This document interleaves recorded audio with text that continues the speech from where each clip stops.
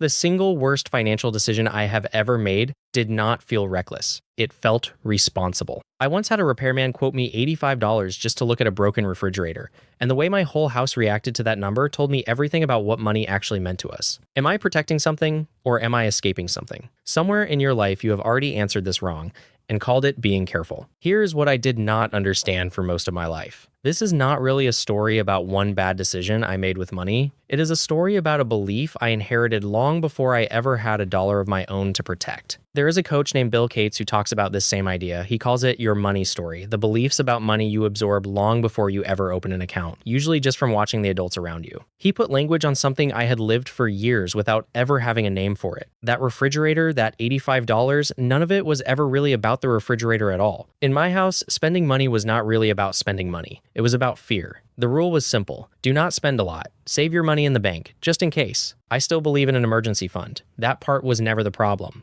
The problem was what sat underneath it. Something would break, and instead of just fixing it, we lived inside the fear of it for days. I remember a repairman quoting $85 just to come look at our refrigerator, and you could feel the tension in that house before he ever showed up. It was not about whether we could afford $85. It was that spending it, any of it, felt like proof that something had already gone wrong. The fear was never simply this will cost money. It was, what if I spend it and it still does not fix anything? That is the version of fear that turns a repair into a crisis. Now you are not just afraid of what it costs. You are afraid it will not even fix the problem. Every dollar spent was fear. This broke, oh no, this is going to cost me. That was the soundtrack. And underneath the fear was something else I did not have a name for yet, which was shame. Spending money did not just cost money in that house. It cost dignity. Hoarding became normal. Avoiding certain conversations about money became normal.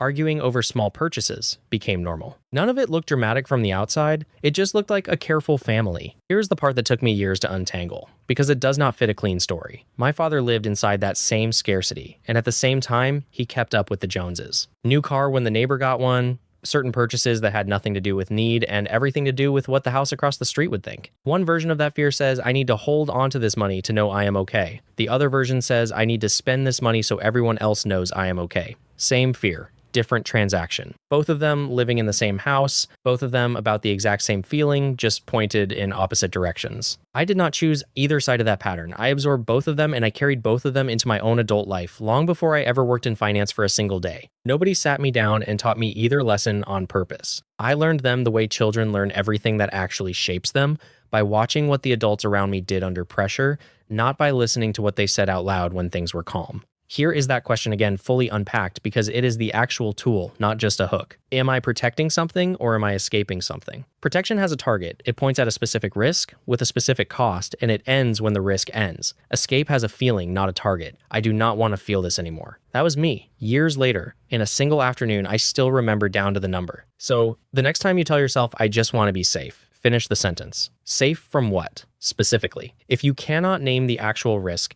there is a real chance you are not protecting anything. You are paying for relief. The hoarding, the avoiding, the arguing about small purchases, the spending to prove something to people who are not actually watching that closely, all of it traces back to the same house, the same fear, the same lesson learned before I ever had an account of my own. Before you keep watching, I want you to do something uncomfortable. Think back to the house you grew up in. Was money something you saved because something bad was always coming? Was spending something you felt guilty about? Did money create arguments? Did success mean people needed to see what you owned? Put the actual rule in the comments if you are willing. We are coming back to it. If you are in your 20s or 30s right now, I want to be straight with you about the ground you are standing on, because it is not the same ground earlier generations started on. Households under 40 currently hold roughly 6.5% of all household wealth in this country. In 1989, that same age group held about 12%. The starting line moved on you, and you did not get a vote. Here's the part that actually matters, though. Between 2019 and 2023, wealth for people under 40 grew by roughly 80%, faster than any older generation over that same stretch. The ground shifted, but the people who made deliberate moves during that window still won. That is not motivational language. That is what the data actually shows. The starting line is worse. The decisions still work. Some of you are also carrying a specific number that makes this feel heavier. Roughly 1 in 4 adults under 40 currently carry student loan debt,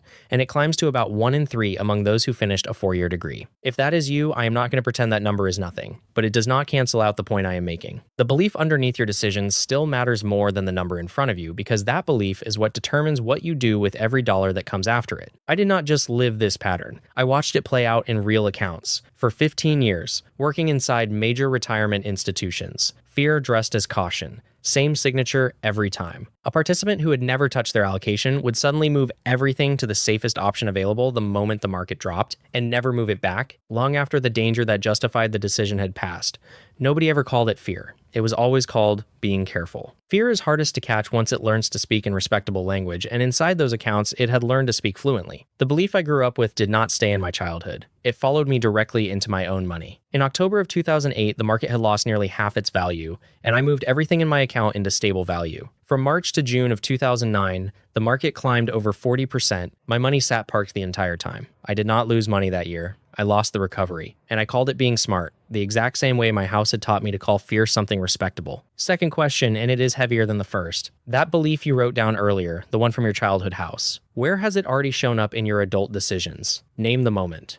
You already know it. Here is what actually broke the pattern for me, and it is the real reason this channel exists. It did not happen through willpower, and it did not happen through motivation. It happened when I started working inside the retirement industry and saw, up close, how real wealth actually gets built. Not through hoarding, not through proving anything to anyone watching from across the street, through understanding clearly without fear running the calculation. And this is exactly why I do not believe financial knowledge by itself is enough. I worked in finance. I understood accounts. I understood markets.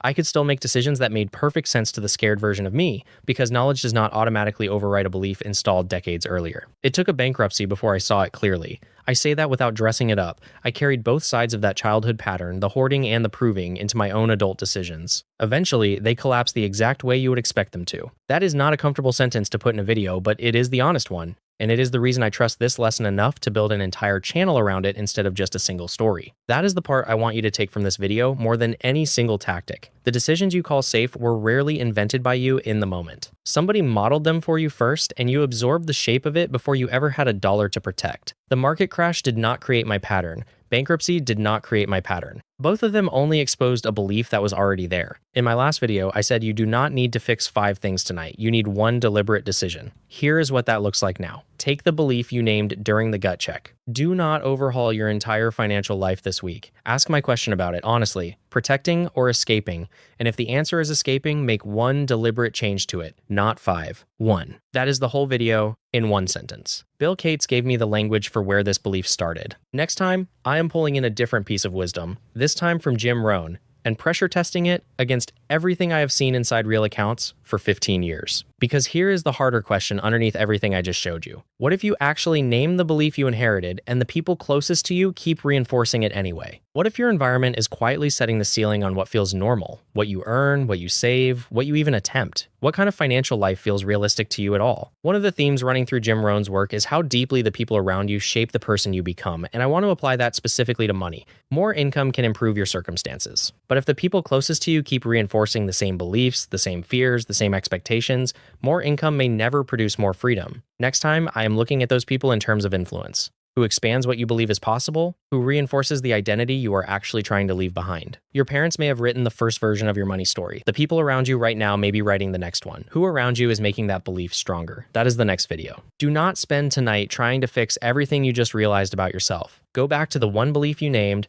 make the one deliberate change, and let it work before you touch anything else. I moved my entire financial life around an $85 repair bill once, and it ended up costing me far more than $85 to finally unlearn. You do not have to run that same math. You just have to be willing to look at where the fear came from before it makes one more decision for you without asking. Subscribe to Max Stats Finance if you want no BS money guidance based on what actually happened inside real financial accounts, not guru hype and empty motivation. I will see you inside. Later.